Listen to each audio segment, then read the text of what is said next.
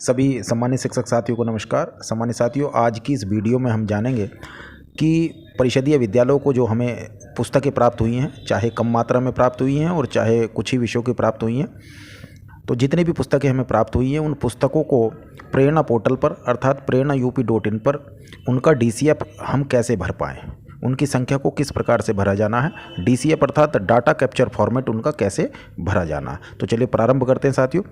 सर्वप्रथम हम अपने ब्राउज़र में मिशन प्रेरणा लिखेंगे या prerana.up.in आप लिख लीजिएगा और लिखने के पश्चात देखिएगा इस प्रकार से ये जो प्रेरणा की वेबसाइट है prerana.up.in, इस पर आप क्लिक करिएगा और क्लिक करने के पश्चात इस तरह का इंटरफेस आपको प्रदर्शित होगा। यहाँ पर ये जो 3 लाइन्स आपको प्रदर्शित हो रही है मेन्यू बार, यहाँ पर आप क्लिक करिए। क्लिक करने के पश्चात नीचे बैंक डाटा अपलोड, यहाँ पर क्लिक करने के पश्चात आप टीचर लॉगिन पर क्लिक करिए और टीचर लॉगिन पर क्लिक करने के पश्चात यहाँ बैंक अपलोड पर क्लिक करिए और क्लिक करने के बाद मोबाइल नंबर को फिल कर लीजिएगा। अपना जो पंजीकृत आपका मोबाइल नंबर है उस पंजीकृत मोबाइल नंबर को यहाँ पर भर लीजिएगा जी।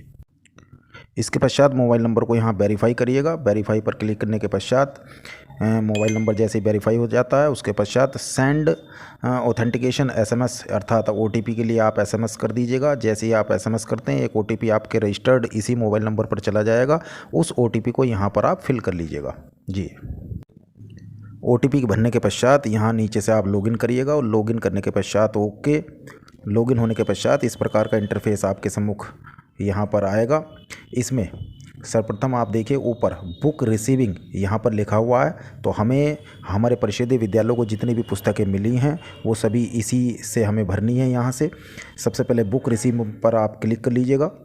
क्लिक करने के पश्चात इस तरह का एक पूरा DCF आपको यहाँ पर प्रदर्शित होगा, देखिएगा, देख लीजिएगा यहाँ पर। अब यहाँ पर एक समस्या आ रही है कि क्लास, देखिएगा क्लास या पुस्तकों के नाम या पुस्तकों का प्रकार ये हमें सही से प्रदर्शित नहीं हो पा रहा है। ऐसी स्थिति में हम एक काम करते हैं कि यहाँ जो 3 डॉट ऊपर हैं जी, ये जो 3 डॉट है यहाँ पर क्लिक करते हैं और क्लिक करने के पश्चात ये डेस्कटॉप साइट यहाँ पर हम क्लिक कर लेते हैं। क्लिक कर लीजिएगा। अब क्लिक करने के पश्चात आप देखेंगे कि हमें इस प्रकार की स्क्रीन प्रदर्शित होगी जैसा बिल्कुल लैपटॉप या कंप्यूटर में है।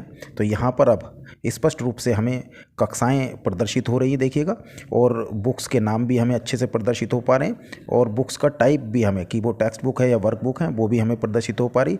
इसके पश्चात यहाँ स्टूडेंट की संख्या और उसके पश्चात यहाँ पर हमें डिटेल भरनी होगी साथियों, कितनी पुस्तकें हमें इस सत्र में मिली हैं। तो चलिए प्रारंभ करते हैं। यहाँ पर एक चीज़ मैं आपको अवगत कराना चाहूँगा साथियों, जैसे कि कक्षा एक में कल्लभ। अब कल्लभ की जो कल्लभ हमारे पास टेक्स्ट बुक है ये कितनी हमें मिली हैं, तो यहाँ पर साथियों संख्या भरी हुई है। ये स्टूडेंट की संख्या है। इस संख्या के बारे में अवगत कराना चाहूँगा कि ये संख्या गत सत्र की है, पिछले सत्र की है। तो इसकी वजह से आप परेशान ना हो, ना ही इसे यहाँ पर एडिट करने की आपको आवश्यकता है। ठीक है, जो भी यहाँ पर फीड है उसे फीड ही रहने दीजिएगा। आप केवल और केवल यहाँ पर इसमें जितनी भी बुक्स आपको रिसीव हुई हैं उतनी संख्या भर लीजिएगा। जैसे कि मेरे विद्यालय में कक्षा 1 में कल्लभ और वहाँ पर देखिए गत सत्र 7 बच्चे थे, तो मैं इसको एडिट नहीं कर रहा हूँ, बल्कि यहाँ पर देख लीजिएगा 13 पुस्तकें मुझे बच्चों को प्राप्त हुई हैं। 13 मेरे पास कक्षा 1 में बच्चे हैं, तो मैंने यहाँ पर 13 की एंट्री कर दी है। और इसी प्रकार से जो पुस्तकें मुझे नहीं मिली है मैंने यहाँ पर 0, उसमें कोई एंट्री नहीं की है। केवल जो पुस्तकें मुझे प्राप्त हुई हैं और जितनी मात्रा में प्राप्त हुई हैं उतनी ही हमने भरी है। कक्षा 1 में ये कल्लभ की कार्यपुस्तिका और ये कल्लभ की मैथ्स की कार्यपुस्तिका है। ये उर्दू जवा साथियों, ये इंग्लिश मीडियम की जो बुक्स हैं यदि ये हमें मिलती हैं तो यहाँ पर उनकी एंट्री की जानी है, कल्लभ 1 और वर्क बुक 1। ठीक है साथियों, तो इस प्रकार से इंग्लिश मीडियम वाली जो भी हमारे विद्यालय हैं उनको बुक्स की एंट्री इन वाले कॉलम्स में करनी है।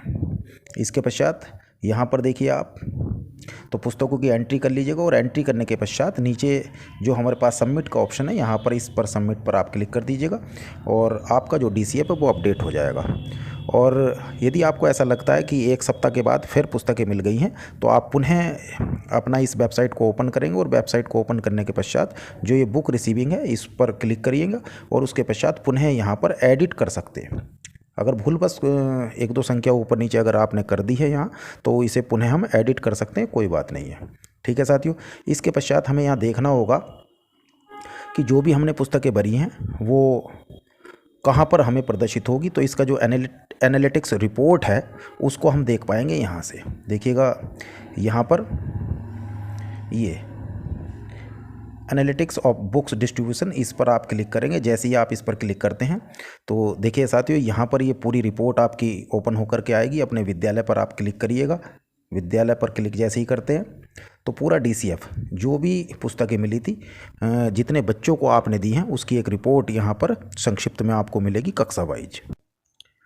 देखिए यहाँ पर ये कक्षा है और इसके पश्चात यहाँ पर बच्चों की संख्या है और उसके पश्चात जितनी भी बुक्स हमने अभी एंट्री की थी उसका सब एनालिटिक्स रिपोर्ट यहाँ है।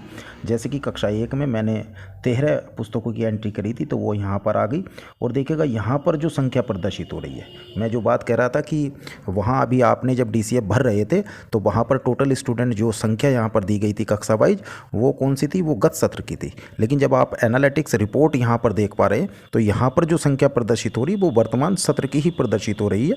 चाहे आप वहाँ पर टोटल स्टूडेंट में एडिट करें या ना करें, तो एडिट करने की आवश्यकता नहीं है। वहाँ पर केवल आप पुस्तकों की संख्या को भर दीजिएगा और जैसे ही आप सबमिट करते हैं और रिपोर्ट को यहाँ पर देखते हैं तो यहाँ पर आपको जो हमारे वर्तमान सत्र में बच्चे पंजीकृत हैं ये सभी, इनके सापेक्ष आपने जितनी भी पुस्तकें यहाँ पर भरी हैं वो प्रदर्शित होंगी। तो इस प्रकार हम DCF भर सकते हैं। ये था हमारा कक्षा 1 से 5 का DCF।